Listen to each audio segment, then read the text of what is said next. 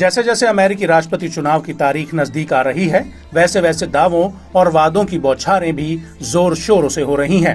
इस चुनाव पर दुनिया भर की नजरें टिकी हुई हैं।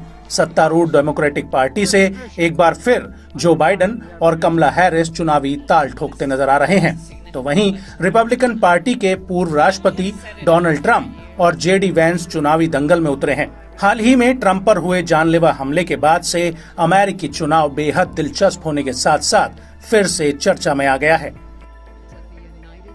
हाल ही में डोनाल्ड ट्रंप ने विस्कॉन्सिन स्टेट के मिल्वॉकी में रिपब्लिकन पार्टी के नेशनल कन्वेंशन में भाषण देते हुए कहा कि भगवान उनके साथ है।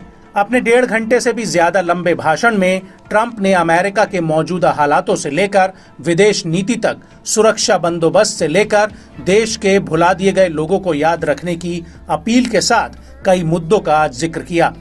ट्रंप का पार्टी कन्वेंशन में ये सबसे बड़ा भाषण था। ट्रंप के भाषण के दौरान उनकी पत्नी मेलिना समेत पूरा परिवार मौजूद रहा। ट्रंप अपने ऊपर हुए हमले के बाद पहली बार सार्वजनिक तौर पर बोल रहे थे। आइए अब जानते हैं ट्रंप के भाषण की 5 बड़ी बातें।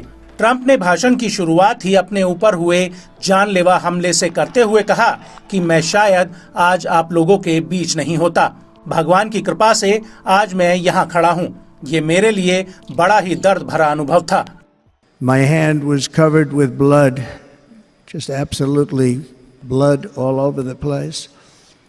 I immediately knew it was very serious, that we were under attack, and in one movement proceeded to drop to the ground. Bullets were continuing to fly as very brave Secret Service agents rushed to the stage, and they really did. They rushed to the stage.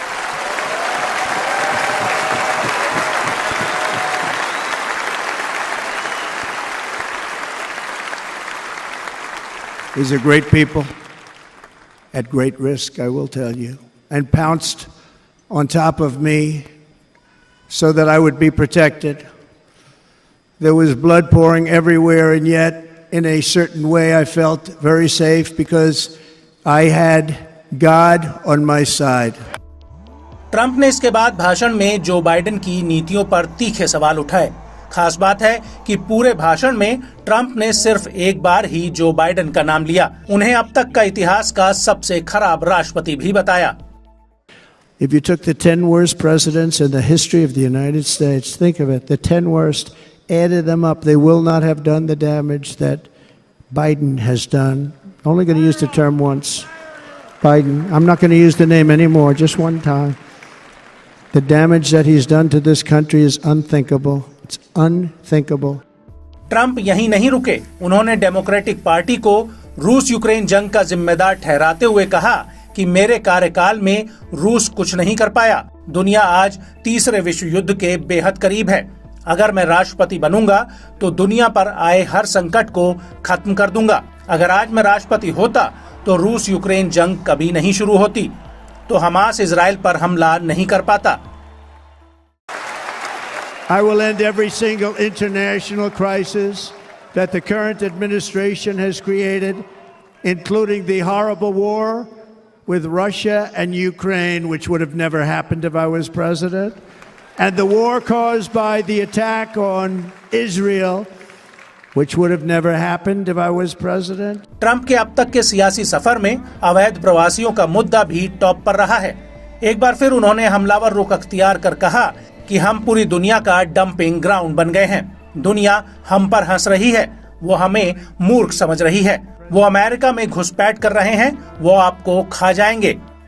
Illegal immigrant invasion, the worst that's ever been seen anywhere in the world. There's never been an invasion like this anywhere. Third world countries would fight with sticks and stones not to let this happen.